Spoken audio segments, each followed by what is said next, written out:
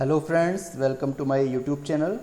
In last class we have discussed about APHE part of respiratory system, and in today class we will move forward and from today we will be discussing about pharmacology part of this topic, that is respiratory system. So this is our today's topic is drugs for cough. So हम जानेंगे कि कफ होता क्या है, क्या उसकी definition है, क्या उसकी मैकेनिज़्म है जिससे हम लोग उसको सही कर सकते हैं, क्या उसका ट्रीटमेंट है और क्या वो सच में कोई बीमारी है या केवल एक सिम्टम है। इन सारी चीज़ों के बारे में आज की क्लास में हम लोग डिस्कस करेंगे। So come on, let's start with definition. So cough is a protective reflex for expulsion of respiratory secretions और foreign particles from air passages. मतलब वो ये कहना चाह रहा है कि कफ आपका एक प्रोटेक्टिव रिफ्लेक्स है। मतलब जब भी हमारे रेस्पिरेटरी ट्रैक्ट में कोई भी फॉरेन पार्टिकल जाता है, उस फॉरेन पार्टिकल को बाहर निकालने के लिए सेमी लिक्विड फॉर्म में सीक्रेशंस आपके जनरेट होते हैं और जो उस फॉरेन पार्टिकल को अंदर नहीं जाने देते और आपके एयर पैसेज से बाहर चले जाते हैं और रिफ्लेक्स एक्शन के थ्रू, इसीलिए इसको बोला गया it is protective reflex. Semi liquid form में होता है ये, ठीक है। तो कफ हमारे लिए क्या है, प्रोटेक्टिव रिफ्लेक्स है जो कि फॉरेन पार्टिकल को एयर पैसेजेस से बाहर निकालता है, पहली चीज। अब यहाँ पर दो प्रकार की चीजें आती हैं। पहली चीज तो ये कि जो कफ है ये आपके दो तरीके का होता है, ठीक है। एक जिसको हम लोग बोलते हैं यूजफुल, या उसी को हम लोग बोल सकते हैं प्रोडक्टिव कफ, या उसी को हम लोग बोल सकते हैं एक्सपेक्टोरेशन। मतलब जो मैं आपको अभी सेमी लिक्विड वाली बात कर रहा था ना, नॉर्मली हम इसी कफ की बात करते हैं। एक्सपेक्टोरेशन मतलब वही सेमी लिक्विड है, ये प्रोडक्टिव है, मतलब ये आपके लिए यूजफुल है, मतलब आपके लिए फायदेमंद है। लेकिन इसके अलावा एक और हमने पार्ट में डिवाइड किया है जिसको हमने बोला है यूजलेस कफ। मतलब ये जो कफ है ये आपका नॉन प्रोडक्टिव कफ है, मतलब इसका कोई फायदा नहीं है, ये आपके लिए केवल नुकसानदायक है, इसका होना बिल्कुल भी नहीं चाहिए बॉडी के अंदर, आपके रेस्पिरेटरी ट्रैक्ट में बिल्कुल भी प्रेजेंट नहीं होना चाहिए ये। और क्योंकि ये आपका नॉन प्रोडक्टिव है इसलिए इसको हम लोग बोलते हैं ड्राई कफ। मतलब कि ये है कि जो यूजफुल है प्रोडक्टिव कफ है, एक्सपेक्टोरेशन जो है वो आपके लिए ठीक है, आपकी बॉडी में वो होना चाहिए, ठीक है। लेकिन जो यूजलेस है that is your dry cough बिल्कुल भी प्रेजेंट नहीं होना चाहिए। So this is two types of, this is like a classification of cough जो दो पार्ट में डिवाइड है। अब हम बात करते हैं कि इस कफ को अगर हमें सही करना है तो कौन कौन से ड्रग्स हैं, किस किस मैकेनिज्म से हम उनको देंगे जिससे कि वो आपके कफ को सही कर देगा। तो सबसे पहली कैटेगरी जो आती है उसको हम लोग बोलते हैं pharyngeal demulcent, pharyngeal demulcent. इनमें first is lozenges, second is glycerin, third one is liquorice, fourth one is linctuses containing syrup. जो भी स्टूडेंट्स आपके जीपेट वाले हैं, आप सभी लोग जैसा मैंने आपको ये नोट्स बना दिया है सेम इसी को आप कॉपी करेंगे। तो मैंने क्या बोला, फेरेंजियल डीमल्सेंट में 4 पार्ट हैं। पहला लॉजेंजेस हुआ, दूसरा ग्लिसरीन हुआ, तीसरा लिकोराइस हुआ, चौथा लिंक्टसिस कंटेनिंग साइरप हुआ, ठीक है। ये पहली आपकी कैटेगरी हो गई। सबसे पहले हमें कैटेगरी याद रखनी है। फेरिंग्स पहले आता है, फिर लैरिंग्स आता है, फिर ट्रैकिया, मैंने आपको लास्ट क्लास में बताया था। तो ये फेरेंजियल डीमल्सेंट क्या करते हैं अभी आगे चलते हैं, पहले ड्रग्स देख लेते हैं, राइट। सेकेंड कैटेगरी जो है इसको हम लोग बोलते हैं एक्सपेक्टोरेंट, ये बहुत इंपॉर्टेंट है। सेकंड कैटेगरी जिसको हम लोग बोलते हैं एक्सपेक्टोरेंट, और इन्हीं को बोला जाता है म्यूकोकाइनेटिक्स। मतलब जब भी एक्सपेक्टोरेंट की बात कर रहे हैं, मैंने अभी भी आपको स्टार्टिंग में बताया था कि कफ दो पार्ट में डिवाइड था, एक प्रोडक्टिव और एक नॉन प्रोडक्टिव। प्रोडक्टिव कफ को मैंने बोला था that is your wet cough like, that is expectoration, और जो नॉन प्रोडक्टिव बताया था वो मैंने आपको ड्राई कफ बताया था। तो यहाँ पर क्योंकि एक्सपेक्टोरेंट की बात कर रहे हैं, म्यूकोकाइनेटिक्स की बात कर रहे हैं, मतलब किसकी बात कर रहे हैं, वेट कफ की बात कर रहे हैं। अब उसको निकालने के लिए हमारे पास दो तरकीबें हैं।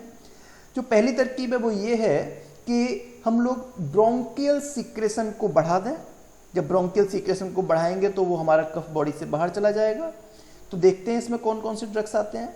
इसमें सबसे पहला आता है सोडियम और पोटेशियम सिट्रेट, सेकंड आता है हमारे पास potassium iodide, third is guaifenesin, fourth one is ammonium chloride, next is vasaka and is balsam of tolu. तो ये आपके ब्रोंकियल सिक्रेशन एनहांसर्स हैं। सेकंड कैटेगरी है म्यूकोलाइटिक की, मतलब देखो वही चीज है, या तो मैं कफ को ब्रोंकियल सिक्रेशन से एनहांस कर दूं, मतलब मैं सिक्रेशंस को बढ़ा दूं तो जो भी अटका हुआ है मेरे रेस्पिरेटरी ट्रैक्ट में बाहर आ जाएगा। दूसरा मैं क्या करूं कि जो म्यूकस है, जो कफ है, उसको मैं तोड़ दूं, उसको मैं लाइसिस कर दूं। लाइटिक्स का मतलब ही होता है तोड़ना, ठीक है। तो उसको तोड़ने के लिए हमारे पास कौन कौन से ड्रग्स हैं? सबसे पहले ambroxol, second is bromhexine, third is acetylcysteine and fourth one is carbocisteine.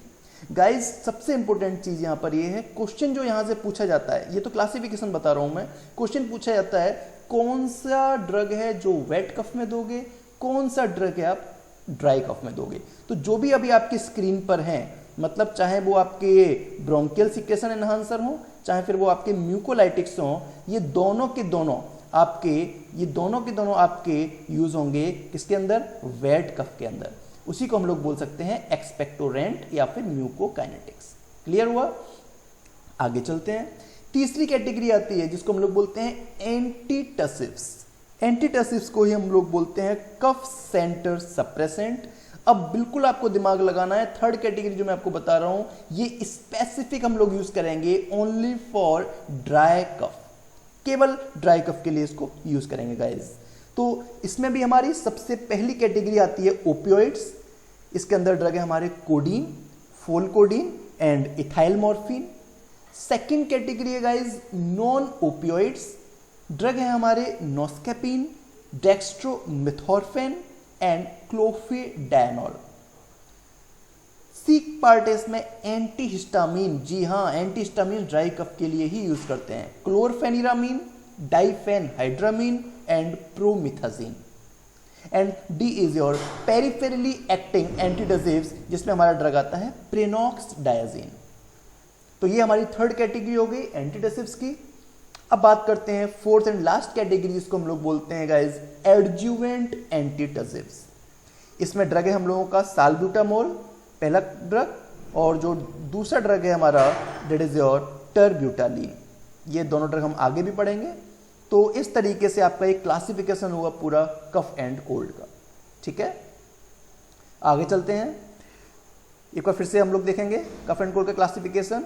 मैं कैटेगरी बता देता हूं। सबसे पहले कैटेगरी है फेरेंजियल डिमल्सेंट, उसके बाद सेकंड है एक्सपेक्टोरेंट, उसके बाद थर्ड है एंटीटसिव्स और फोर्थ थी आपकी एडजुवेंट। अब हम एक एक करके सभी ड्रग्स के बारे में पढ़ते जाएंगे। सबसे पहले आया हमारा फेरेंजियल डिमल्सेंट। पहला क्वेश्चन तो यही आता है मेरा कि भाई ये बताइए, मैंने आपको बता दिया कि एक्सपेक्टोरेंट से वो हम लोग यूज कर रहे हैं कहाँ पे? वेट कफ में। एंटीटसिव्स कहाँ पर यूज कर रहे हैं? ड्राई कफ में। अब बोलेंगे सर आपने फेरेंजियल डिमल्सेंट तो बताया ही नहीं कि इसका यूज कहाँ करना है। तो क्वेश्चन भी आपके सामने है, फेरेंजियल डिमल्सेंट आप ड्राई कफ में यूज करेंगे या वेट कफ में यूज करेंगे? बिल्कुल देखेंगे। देखिए फेरेंजियल डिमल्सेंट का पहले मैकेनिज्म समझेंगे कि ये जो ड्रग होते हैं फेरेंजियल डिमल्सेंट, उनका मेन मकसद क्या होता है कि they provide symptomatic relief from dry cough. जी हाँ, लिखा हुआ है ड्राई कफ, वेट कफ में नहीं देना है। फेरेंजियल डिमल्सेंट सिम्टोमेटिक रिलीफ देता, सही नहीं करता। No, they do not treat what I am saying, try to understand. Pharyngeal demulcent do not treat dry cough, they are only used or they provide symptomatic relief from dry cough। और कैसे सही करता है, कैसे उसको relief दिलाता है symptom से? By giving soothing effect in throat. जो सोर थ्रोट की प्रॉब्लम होती है तो गले में सूदिंग इफेक्ट देके, ठंडक का एहसास देके वहां पर आपको सिम्टोमेटिक रिलीफ, जो पेन हो रहा है, जो इचिंग हो रही है, जो सोर थ्रोटिंग हो रही है, उस कंडीशन में आपको सही करता है। अब देखेंगे ड्रग्स। यहां पर सबसे पहले हम लोग बात करते हैं लॉजेंजेस की। लॉजेंजेस की जब भी बात करते हैं तो यहाँ ये समझेंगे कि लॉजेंजेस का ही दूसरा नाम कफ ड्रॉप होता है। इसी को हम लोग ट्रॉक के बोलते हैं, इसी को हम लोग कैसेऊ बोलते हैं और इसी को हम लोग पेस्टिल बोलते हैं। ये सारे आपके अलग अलग डोजेस फॉर्म के अलग अलग नेम्स हैं। लॉजेंजेस का मतलब होता है जो, मतलब हम लोग बोल सकते हैं जो विक्स की गोली आप लोग खाया करते हैं ना, तो जो विक्स की गोली है that is actually lozenges, right. तो वो आपकी कफ ड्रॉप भी हम उसको बोल सकते हैं, ट्रॉचे भी हम उसको बोलते हैं, कैसा हो, पेस्टाइल। तो ये सारी की सारी चीज़ों का काम क्या होता है, आपने एहसास किया होगा जब भी आप विक्स की गोली खाते हो तो आपको ठंडक जैसा लगता है, सूदिंग इफेक्ट मिलता है आपको, और उससे कफ सही नहीं होता, ड्राई कफ। उससे क्या होता है, उससे आपको अच्छा महसूस होता है और सिम्टम में रिलीफ मिलता है। तो बिल्कुल वही है, ये पहली कैटेगरी हो गई लॉजेंजेस जो हम लोग इसमें यूज करते हैं। Second is of glycerin. जी हाँ, ग्लिसरीन। ग्लिसरीन में एक चीज याद रखने वाली बात यह है, it is effective but overdose में कॉज थर्स्ट। ये आपका थर्स्ट कॉज करेगी, हेडेक, और क्योंकि इसकी ग्लूकोनियोजेनेसिस की एक इसकी प्रॉपर्टी होती है कि ग्लूकोनियोजेनेसिस कॉज करता है आपका ग्लिसरीन, इसलिए ये आपका हाइपरग्लाइसेमिया भी कॉज कर सकता है अगर ओवरडोज में देंगे तो। इफेक्टिव है, ठीक है। उसके बाद तीसरा आता है हमारे पास लिकोराइस। लिकोराइस हम लोगों का एल्कल ग्लाइकोसाइड है, फार्माकोग्नोसी का ड्रग है जो सेपोनिन ग्लाइकोसाइड में आता है। देखिए, it is a glycoside having demulcent and expectorant property. इसकी डीमल्सेंट और एक्सपेक्टोरेंट प्रॉपर्टी दोनों होती हैं, और ये आपका ग्लाइकोसाइड है, ठीक है। अच्छा, यहां पर एक क्वेश्चन मैं आपसे ये पूछना चाहूंगा, ये आपको कमेंट सेक्शन में इसका आंसर देना है और बिना कहीं से देखे हुए आंसर देना है कि क्या लिकोराइस की मिनरलोकॉर्टिकॉइड एक्टिविटी होती है। My question is, I am repeating my question, क्या लिकोराइस की मिनरलोकॉर्टिकॉइड एक्टिविटी शो करता है ये, और अगर करता है तो कौन सा ऐसा केमिकल कॉन्स्टिट्यूएंट है लिकोराइस का जो कि आपका मिनरलोकॉर्टिकॉइड एक्टिविटी शो करेगा। What is that chemical constituent that act as a mineralocorticoid, right. तो ये आपका क्वेश्चन है, और इसका आंसर बिना देखे अगर आपको आता है तो आप लोग कमेंट सेक्शन में जरूर देंगे। तो लिकोराइस मैंने क्या बताया यहां पर कि it is having demulcent and expectorant property. और इसके बाद आता है आपका लिंक्टसिस कंटेनिंग सिरप। देखिए, यहां पर एक छोटी सी चीज है लेकिन बहुत बड़ी आपके लिए साबित हो सकती है कि लिंक्टस और सिरप एक ही चीज नहीं होती। सिरप क्या है आपका, सिरप आपका एक सिंपल शुगर सॉल्यूशन है जो आप आईपी और यूएसपी के हिसाब से अलग अलग कंसेंट्रेशन में बनाते हैं।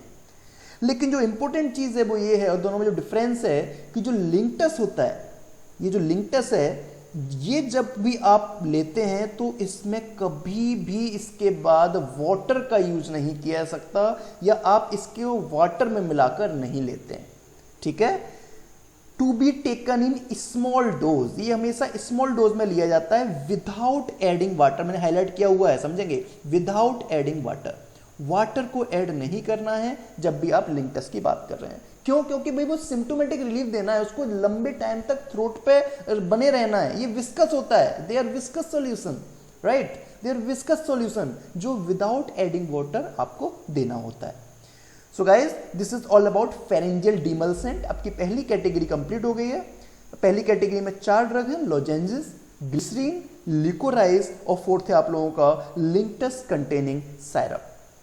आगे बढ़ते हैं, तो ये हो गया आपका फेरेंजियल डीमल्सेंट। सेकंड कैटेगरी जो आती है उसको बोलते हैं एक्सपेक्टोरेंट, और इसी को बोला गया है गाइज म्यूकोकाइनेटिक्स। मैंने अभी आपसे क्लासिफिकेशन में बताया था, थोड़ा सा इसमें डीप में पढ़ेंगे। एक्सपेक्टोरेंट का मैकेनिज्म क्या है, कैसे वेट कफ को सही करता है, ये कैसे वेट कफ को ट्रीट करता है। तो भाई पहली मैकेनिज्म तो ये है इसकी कि इट इंक्रीज ब्रोंकियल सीक्रेशन। आपके जो ब्रोंकस में जो सीक्रेशंस है ना, उन सीक्रेशन को ये इंक्रीज कर देता है, और जब वहां से सीक्रेशन इंक्रीज होते हैं तो जो आपका कफ है वो वहां से बाहर निकल जाता है। Second is it decreases viscosity. भाई एक बात बताइए कि अगर मैं बोलूं कि भाई चाशनी जमी हुई है और चाशनी में मैंने ऊपर से पानी डाल दिया, जब मैं चाशनी में पानी डाल दूंगा तो उसकी विस्कोसिटी बढ़ेगी या कम होगी? कम होगी। तो सेम चीज यहां पर है कि जब भी हम सीक्रेशंस को बढ़ाएंगे तो फिर क्या होगा, विस्कोसिटी कम हो जाएगी। विस्कोसिटी किसकी कम हो रही है? ये उस कफ की विस्कोसिटी कम हो रही है, ठीक है। तो ये हुआ आप लोगों का मैकेनिज्म ऑफ एक्शन। अब क्वेश्चन ये आता है भाई कि ब्रोंकियल सीक्रेशन को बढ़ाने वाले कौन कौन से ड्रग होते हैं, तो चलो भाई देख लेते हैं। सबसे पहला ड्रग है सोडियम और पोटेशियम सिट्रेट, ठीक है। इसके साथ क्या है भाई कहानी कि ये जो होते हैं ये सॉल्ट होते हैं और ये ब्रोंकियल सीक्रेशन को कैसे बढ़ाते हैं कि अपने साल्ट एक्शन द्वारा बढ़ाते हैं। भाई देखा होगा जहां भी साल्ट होता है वहां सीक्रेशन अपने आप बढ़ जाता है। टमाटर में नमक डालते हो भाई अपने आप टमाटर पानी छोड़ना स्टार्ट कर देता है, बस सिंपल सा आपका फंडा है। तो जहां भी सॉल्ट होगा तो वहां पर क्या होगा, साल्ट की वजह से वाटर का सीक्रेशन बढ़ जाएगा। Next is potassium iodide. Potassium iodide की बात कर रहे हैं तो यहां पर बहुत इंपॉर्टेंट पॉइंट है भाई कि it prolong action can effect thyroid function and it can cause hypothyroidism. भाई क्लियर बता दे रहे हैं कि जिसको भी हाइपोथायरॉयडिज्म की प्रॉब्लम है उनको कभी भी ये सिरप नहीं देना जिसमें पोटेशियम आयोडाइड आपका केमिकल कॉन्स्टिट्यूएंट हो या एज ए इंग्रेडिएंट प्रेजेंट हो। क्यों? क्योंकि पोटेशियम आयोडाइड है और आयोडाइड अपने आप में these are drugs for hyperthyroidism. हम लोग आगे जब थायराइड का चैप्टर डिस्कस करेंगे हॉर्मोन्स वाले टॉपिक में तो वहां भी मैं इसको क्लियर करूंगा कि पोटेशियम आयोडाइड कैसे हाइपोथायरॉयडिज्म कॉज करता है। तो अभी समझने वाली बात यह है कि पोटेशियम आयोडाइड को नहीं देना है ऐसे पेशेंट को जिनको हाइपोथायरॉयडिज्म की प्रॉब्लम ऑलरेडी प्रेजेंट है। एक और चीज जो मैंने यहां नोट नहीं की है, पोटेशियम आयोडाइड एक्ने भी कॉज करता है। ठीक है, पोटेशियम आयोडाइड जो है वो कहीं ना कहीं आपका एक्ने को भी प्रेसिपिटेट करता है, मतलब कॉज करता है। तो जिन फीमेल्स में गर्ल्स में एक्ने की प्रॉब्लम होती है, एक्ने वल्गैरिस की, तो उन लोगों को भी पोटेशियम आयोडाइड वाला सिरप अवॉइड करना चाहिए या डॉक्टर्स को ये प्रिस्क्राइब नहीं करना चाहिए। तो ये हुआ गाइस आपका तीसरा ड्रग है आपका ग्वाइफेनेसिन। ग्वाइफेनेसिन आपका चौथा है वसाका, पांचवा बाल्सम ऑफ टोलू। ये तीनों के तीनों जो ड्रग हैं, ये तीनों के तीनों ड्रग आपके प्लांट्स डेरिवेटिव। ठीक है, ये all three drugs are plant derivative जो कि आपका ब्रोंकियल सीक्रेशन को इंक्रीज करते हैं। और जो लास्ट में आता है आपका अमोनियम क्लोराइड।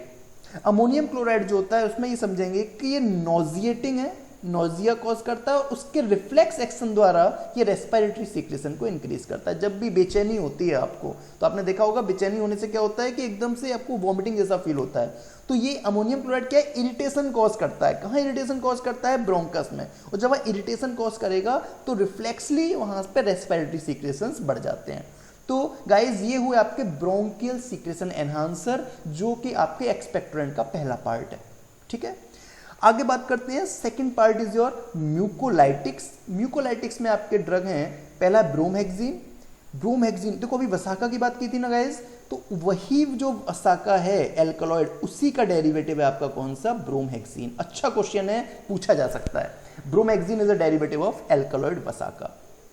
दूसरी चीज का मैकेनिज्म क्या है, कैसे म्यूकस को ब्रेक कर रहा है, मेरी बात समझेंगे। ये क्या करता है कि इट डीपॉलीमराइज म्यूकोपॉलीसैकेराइड, ये म्यूकोपॉलीसैकेराइड है, it depolymerise mucopolysaccharide directly as well as liberating lysosomal enzyme. मतलब ये क्या करता है कि जो म्यूकोपॉलीसैकेराइड्स हैं, मतलब जो म्यूकस में पॉलीसैकेराइड है, उसको ये डीपॉलीमराइज खोल देता है। जब इसको खोल देगा तो म्यूकस क्या हो जाएगा आपका? रिलैक्स हो जाएगा, विस्कोसिटी कम हो जाएगी।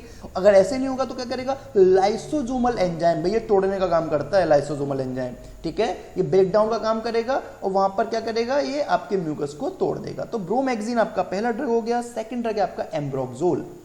एम्ब्रोक्सोल का पॉइंट ये है, ambroxol metabolite of bromhexine having similar mucolytic action. मतलब ब्रोमहेक्सिन का ही मेटाबोलाइट है कौन सा? एम्ब्रोक्सोल। ठीक है, हमेशा याद रखेंगे पहले बी और फिर है ए, उल्टा है यहां पर। ब्रोमहेक्सिन आपका ड्रग है और उसी का एक मेटाबोलाइट है कौन सा? एम्ब्रोक्सोल। लेकिन पूछा जाए ब्रोमहेक्सिन किसका डेरिवेटिव है, तो it is a derivative of alkaloid वसाका।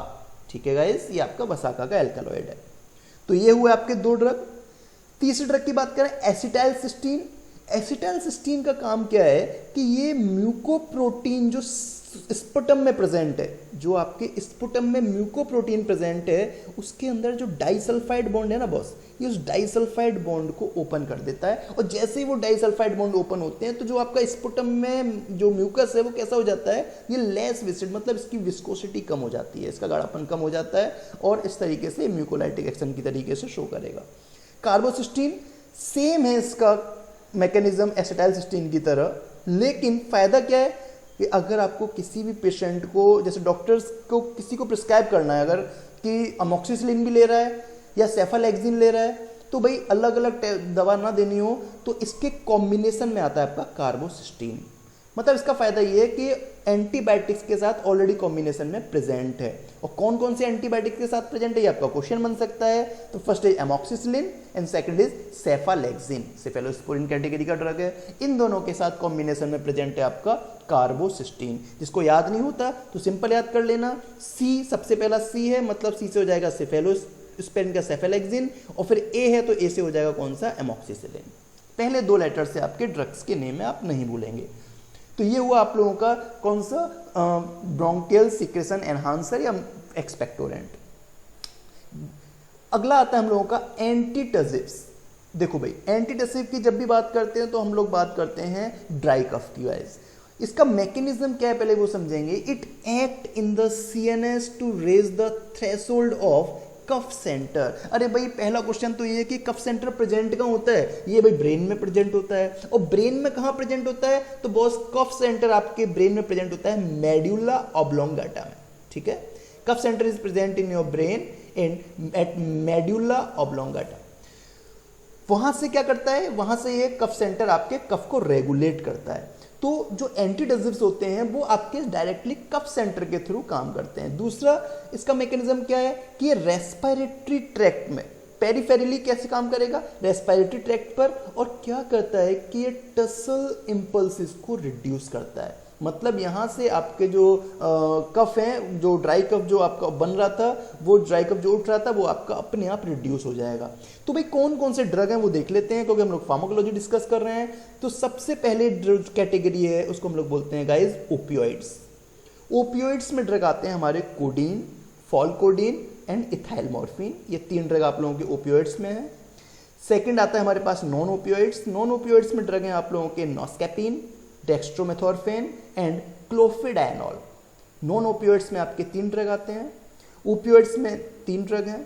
Antihistamine में भी तीन ड्रग हैं, क्लोरफेनिरामीन, डाइफेनहाइड्रामीन एंड प्रोमिथाजीन। ये तीनों ड्रग आपके एंटीहिस्टामिन्स के हैं। और पेरिफेरली जो एक्ट होने वाले ड्रग हैं उसमें आपका ड्रग आता है गाइस प्रिनॉक्सडायाजीन। सिंपल है, पी से पेरीफेरी और पी से प्रिनॉक्स, एक ही ड्रग है आपका जो पेरीफेरली एक्ट करता है। मैकेनिज्म क्या है हम लोग अभी आगे डिस्कस करने वाले हैं, ठीक है। तो ये आपका एंटीटसिव है। फिर से बोल दे रहा हूँ, जो भी जीपैट या नाइपर के स्टूडेंट्स हैं तो आप लोगों को जो भी नोट्स अलग से नहीं बनाना है, मैंने जो स्लाइड में आपको दे दिया बस इतना आपको नोट कर लेना है। बाहर क्वेश्चन नहीं जाएगा रेस्पिरेटरी सिस्टम का, दिस इज माई प्रॉमिस। चलिए, एंटीटसिव्स, ओपियोइड, नॉन ओपियोइड, एंटीहिस्टामिन और पेरिफेरली एक्टिंग। बात करते हैं लाइन से। सबसे पहले आता है ओपियोइड्स। तो ओपियोइड में जो पहला ड्रग है that is your codeine. Codeine के बारे में थोड़ा समझेंगे। कोडीन आपका ओपियोइड है, ये मॉर्फिन से कम पोटेंट होता है। चलिए भाई कोई दिक्कत नहीं है, it is but more selective for cough centre. लेकिन हम इसको यूज क्यों करते हैं भाई, क्योंकि ये कफ सेंटर पर सिलेक्टिव है। इसकी सिलेक्टिविटी मेनली कहां पर है, कफ सेंटर पर। कफ सेंटर कहां प्रेजेंट है, मेडुला ऑब्लोंगाटा में। तो ये सीधे सीएनएस पे जाके कफ सेंटर पे काम करता है और वहां से इसको डायरेक्ट करता है कि भाई जो भी ड्राई कफ है अब उसका प्रोडक्शन कम हो जाए, ठीक है। तो ये आपके कोडीन का वर्क हो गया। दूसरी चीज, it suppresses cough for about 6 hour, 6 घंटे तक ये कफ को दबा देता है। लेकिन इसका एक चीफ ड्रॉबैक है, और ड्रॉबैक क्या है भाई, सी फॉर कोडीन और सी से कॉन्स्टिपेशन। देखो सीओ, ठीक है, कॉन्स्टिपेशन कॉज करता है। देखो वैसे तो भाई ओपीएम जितने भी होते हैं, मॉर्फिन भी है तो वो भी आपका कॉन्स्टिपेशन बहुत ज्यादा कॉज करता है ना। लेकिन जो कोडीन का मेजर चीफ ड्रॉबैक है, क्योंकि हम यहाँ बात कोडीन की कर रहे हैं, तो इट कॉजेज कॉन्स्टिपेशन। अब क्वेश्चन ये आता है कि सर अगर ये कॉन्स्टिपेशन कॉज करता है तो फिर इसका क्या सब्स्टिट्यूट है। तो भाई मैंने एक और ड्रग बताया था अभी क्लासिफिकेशन में, क्लासिफिकेशन अच्छे से याद रखेंगे सभी लोग। मैंने क्लासिफिकेशन में एक और ड्रग बताया था इथाइल मॉर्फिन, ठीक है, इथाइल मॉर्फिन। ये जो इथाइल मॉर्फिन होता है, ये जो इथाइल मॉर्फिन है, ये कॉन्स्टिपेशन कम कॉज करता है, इट इज लेस कॉन्स्टिपेटिंग। तो ज्यादा बेटर कौन सा वो हमारे पास, इथाइल मॉर्फिन, ठीक है।